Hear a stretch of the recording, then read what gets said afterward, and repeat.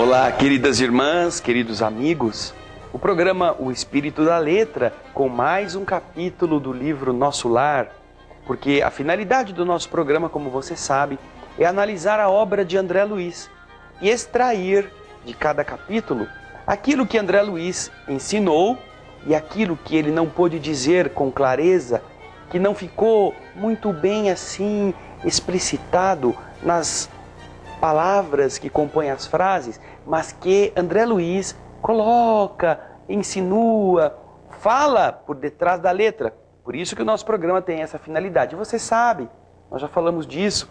E você, já arrumou seu livro Nosso Lar? Olha, o meu está aqui, está com ele na mão. Nós vamos para o novo capítulo. Semana passada, o vampiro.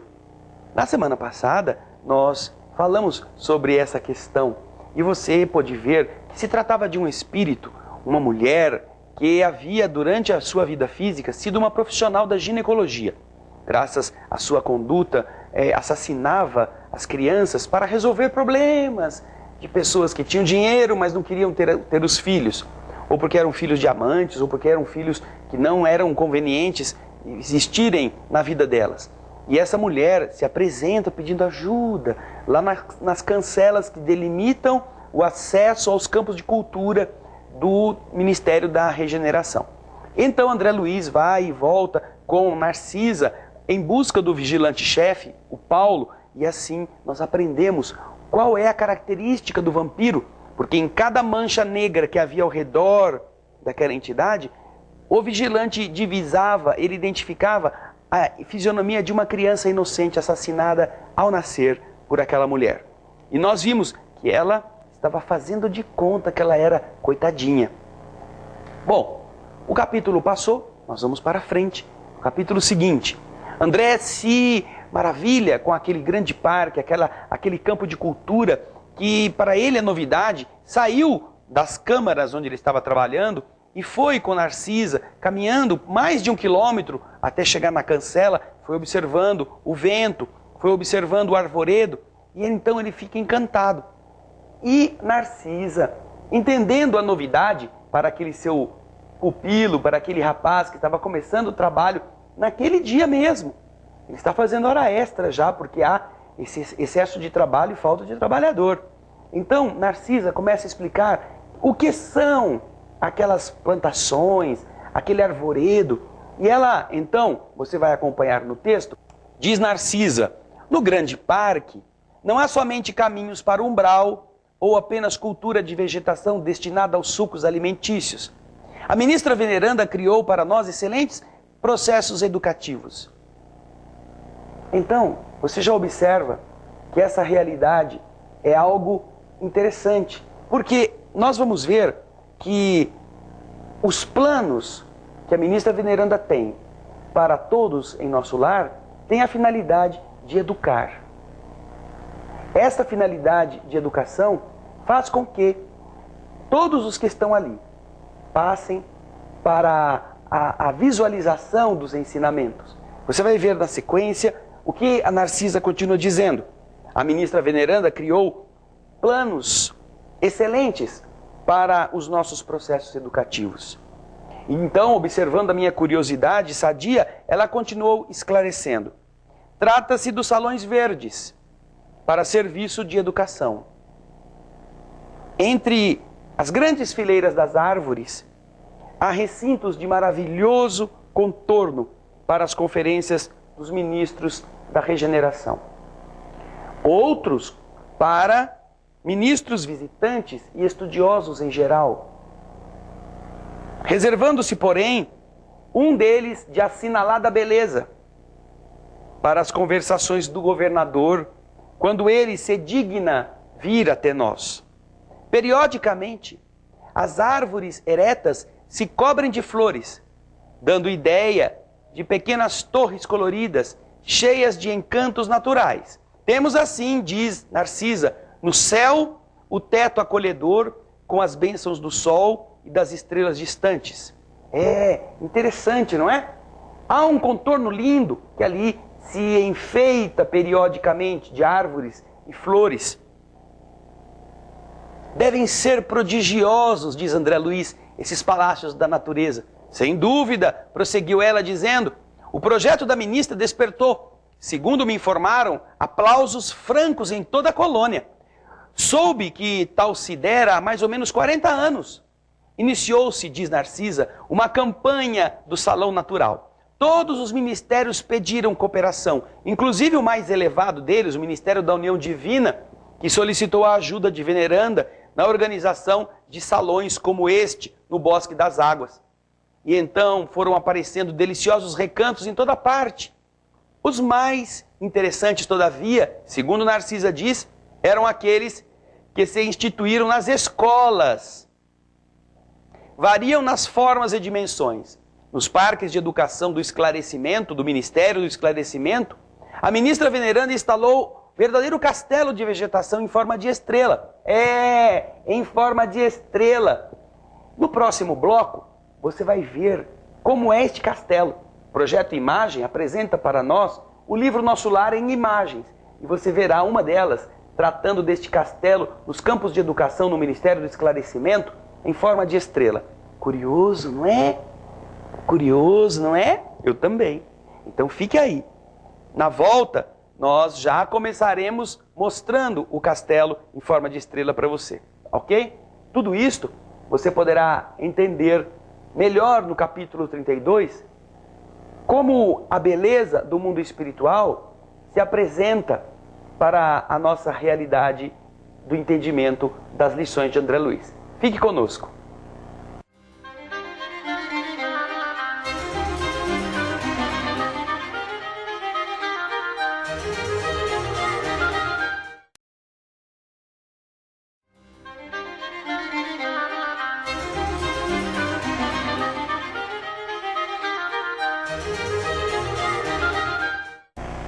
Estamos voltando com o estudo do livro Nosso Lar, capítulo 32, Notícias de Veneranda.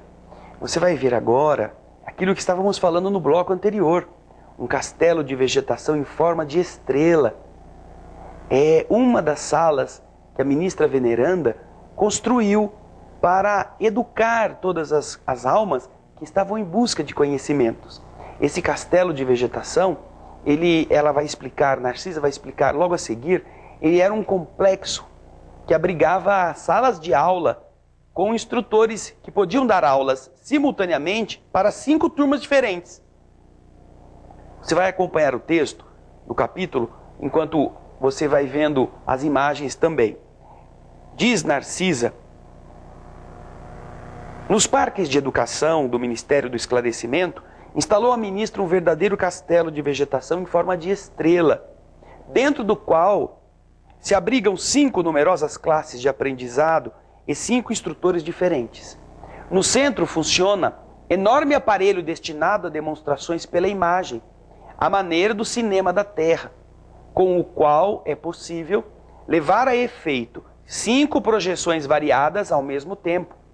Essa iniciativa melhorou muito a cidade, unindo no mesmo esforço, o serviço proveitoso à utilidade prática e à beleza espiritual.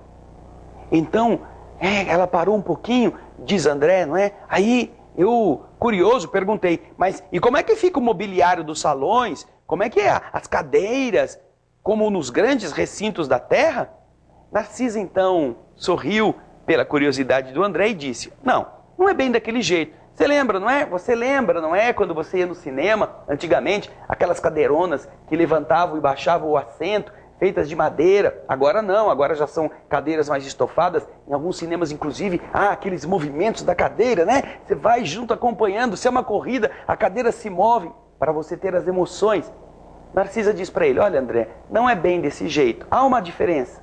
E você vai ver o que ela explica para ele. Olha, a ministra Veneranda idealizou os quadros evangélicos do tempo em que assinalaram a passagem de Jesus pelo mundo e sugeriu recursos da própria natureza. Cada salão natural tem bancos e poltronas esculpidos na substância do solo e forrados de relva perfumada, relva olente, relva macia. Isso imprime uma formosura e disposições características de cada ambiente. E então a Narcisa explica que isso foi assim porque ela queria, a ministra veneranda, não é? Queria transmitir que seria agradável, seria justo que as pessoas se lembrassem das preleções de Jesus em plena praia, quando as suas divinas excursões aconteciam junto ao Tiberíades, ao lago de Genezaré. E dessa recordação, então, disse Narcisa, surgiu o empreendimento do mobiliário natural. A conservação deste mobiliário natural, porque as relvas, não é? A relva, aquela gramínea cresce, né? Então, é preciso de cuidados permanentes. Mas a beleza, nossa, compensa muito. E, nesse momento, o que acontece? Ela estava toda empolgada, mas ela interrompeu-se. E, percebendo que eu ainda tinha interesse em mais esclarecimento, ela então não se fez de rogada, não é? Ela continuou falando. Agora, o mais bonito de todos os recintos do ministério, disse Narcisa, é aquele destinado às palestras do governador. A ministra veneranda descobriu que ele sempre gostou das paisagens do estilo helênico, o estilo grego, o grego antigo. E então ela decorou o salão para as palestras do governador com esses traços especiais, formados em pequenos canais de água fresca, pontes graciosas, lagos minúsculos, palanquins de arvoredo e frondejante vegetação. Ambientes que devem ser extasiantes, não é? Devem ser lindos. Cada mês do ano, estes ambientes mostram cores diferentes, em razão das flores que vão se modificando em espécie de 30 a 30 dias. Agora, o mês mais bonito, a ministra reserva o mês de dezembro como aquele especial, não é? Comemorando o Natal de Jesus, quando a cidade recebe os mais formosos pensamentos e as mais vigorosas promessas dos nossos companheiros encarnados na terra. E por sua vez, a nossa cidade envia, em resposta, ardentes afirmações de esperança e de serviço das esferas superiores para homenagear o mestre dos mestres. Este salão do governador é nota de júbilo para todos os nossos ministérios. Talvez já saiba que o governador vem aqui, disse Narcisa, quase que semanalmente aos domingos, e permanece ali longas horas conversando com os ministros da regeneração, conversando com os trabalhadores, oferecendo sugestões valiosas, examinando nossas vizinhanças com um umbral, recebendo os nossos votos e visitas que confortam os enfermos convalescentes. Veja só o governador da cidade fazendo isso com as pessoas, com as almas aflitas, descendo onde está a necessidade, não está lá no pedestal, não está lá intransponível, não está lá inatingível. Então, coisa interessante, não é? E à noite, quando ele pode ficar um pouco mais, disse Narcisa, ele ouve música e assiste a números de arte executados pelos jovens e crianças dos nossos educandários. A maioria dos forasteiros que se hospedam em nosso lar costuma vir até aqui só no propósito de conhecer esse palácio natural, que olha o tamanho dele, gente, olha o tamanho desse local. Só este palácio natural do governador abriga mais de 30 mil pessoas. Ouvindo os interessantes informes, diz André Luiz, eu experimentava uma mistura de alegria e curiosidade. Agora, você quer saber mais? Então, eu também. Nós vamos fazer um breve intervalo e depois a gente vai para a parte final do nosso capítulo de hoje. Notícias de Veneranda. Fique conosco.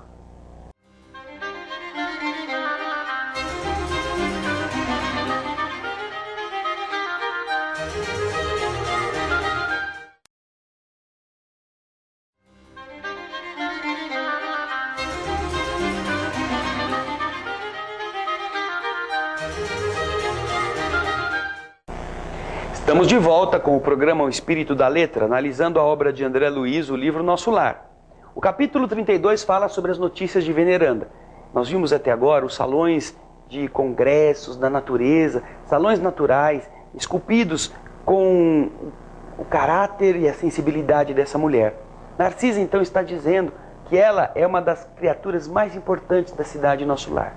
Ela é uma alma de extremo valor.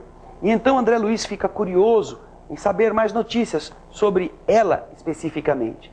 Então, aí Narcisa continua dizendo para André Luiz isto que você vai acompanhar no livro. Olha, grande número de benefícios neste ministério, diz Narcisa, foram conseguidos por ela, ou foram criados por Veneranda para atender aos mais infelizes.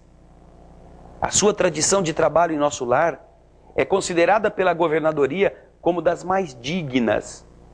É a entidade com maior número de horas de serviço na colônia e a figura mais antiga do governo e do ministério em geral. Permanece em tarefa ativa nesta cidade há mais de 200 anos. Ela é um espírito em atividade de benemerência em Nosso Lar há mais de 200 anos. Eu fiquei impressionado com as informações e perguntei, nossa, exclamei, oh, como essa mulher deve ser respeitável. Essa benfeitora deve ser daquelas mais adoradas. Você diz muito bem, respondeu Narcisa com reverência. É criatura das mais elevadas de nossa colônia espiritual. Os 11 ministros que atuam com ela na regeneração, escutam-na antes de tomar qualquer providência de importância maior. Em numerosos processos, a governadoria se socorre dos seus pareceres. Com exceção do governador, a ministra Veneranda é a única entidade em Nosso Lar que já viu Jesus nas esferas resplandecentes, mas nunca comentou esse fato de sua vida espiritual e foge a menor informação a esse respeito. Além disso, há outra nota interessante relativamente a ela. Um dia, diz Narcisa, há 4 anos atrás, Nosso Lar amanheceu em festa. As fraternidades da luz, que regem os destinos cristãos da América, homenagearam Veneranda, conferindo a ela a medalha do mérito de serviço. A primeira entidade da colônia que até hoje conseguiu semelhante triunfo, apresentando 1 milhão de horas de trabalho útil sem interromper, sem reclamar, e sem desanimar, sem esmorecer. 1 milhão de horas sem parar. Generosa comissão veio trazer essa honrosa concessão. Mas, no meio do júbilo, da alegria de todos reunidos, a governadoria, os ministérios e a multidão na praça central da cidade, a ministra Veneranda apenas chorou em silêncio. Em seguida, entregou o troféu aos arquivos da cidade, afirmando que não o merecia, e transmitiu-o à personalidade coletiva da colônia, apesar dos protestos do governador. Desistiu de todas as homenagens festivas com que se pretendia comemorar, mais tarde, o acontecimento, jamais comentando a honrosa conquista. Extraordinária mulher, diz André Luiz. Extraordinária. Nós ficamos sempre querendo homenagem, não é? Ficamos correndo atrás de ser reconhecido. A gente fica louquinho para aparecer 5 segundos, 10 segundos, 15 segundos. E essa mulher que trabalhou só em Nosso Lar 1 milhão de horas de serviço, isso dá, em tempo corrido, quase 116 anos de trabalho sem dormir. Imagina isso, 24 horas por dia.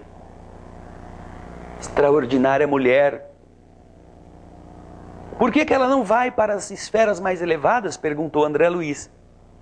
Narcisa baixou o tom de voz e declarou: interiormente, ela já vive em zonas muito superiores a nós e permanece em Nosso Lar por espírito de amor e sacrifício. Soube que essa benfeitora sublime vem trabalhando há mais de 1000 anos pelo grupo de corações bem-amados que estão atrasados na terra e espera com paciência. Ai, será que eu consigo conhecer essa mulher? Perguntou André Luiz. E então Narcisa, que parecia alegrar-se com o meu interesse, explicou satisfeita. Amanhã, à tardinha, amanhã mesmo, André, à tardinha, após as preces, a ministra vai vir ao salão a fim de esclarecer alguns aprendizes sobre o pensamento. O pensamento. Vamos pensar sobre isso. 1 milhão de bônus hora, você trabalha um dia na sopa, você trabalha um dia ajudando alguma coisa na instituição espírita, você vai como médium e trabalha meio período em um dia na semana como médium que fica atendendo as entidades aflitas e acha que já fez bastante, já cumpriu meu dever, já fui 2 vezes no centro espírita, pelo amor de Deus, isso é coisa de fanático. 1 milhão de bônus hora, de horas de serviço útil. E ela achando que não fez nada. Nós estamos querendo encontrar um paraíso à custa de meio dia de trabalho? Vamos aprender a transformar a nossa vida em um cântico de amor, de utilidade a serviço dos que sofrem. Aí sim, quando nós não pensarmos mais que estamos trabalhando, nós estaremos trabalhando por amor. Quando nós não estivermos mais querendo, por interesse, reconhecimento, carinho, elogio, nós estaremos sendo úteis. E se ninguém presta atenção, enquanto você já se doou, enquanto você suou a camisa, melhor ainda, esse mérito é seu e ninguém vai tirar. Deus sabe. Pense nisso. Nós um dia teremos que fazer o que Veneranda fez. Mas, agora que estamos aprendendo com ela, aproveitemos a lição. Preparemo-nos, porque vamos ter que trabalhar bastante. Esta é a hora da transformação da humanidade. Vamos falar presente, vamos estar ali, vamos ajudar Jesus com o pouco que podemos, mas com sinceridade. Tá bem? Notícias de Veneranda. Nós ficamos aqui neste capítulo. Na próxima semana teremos um novo capítulo 33. Fique conosco. Muito obrigado pela sua audiência e muita paz.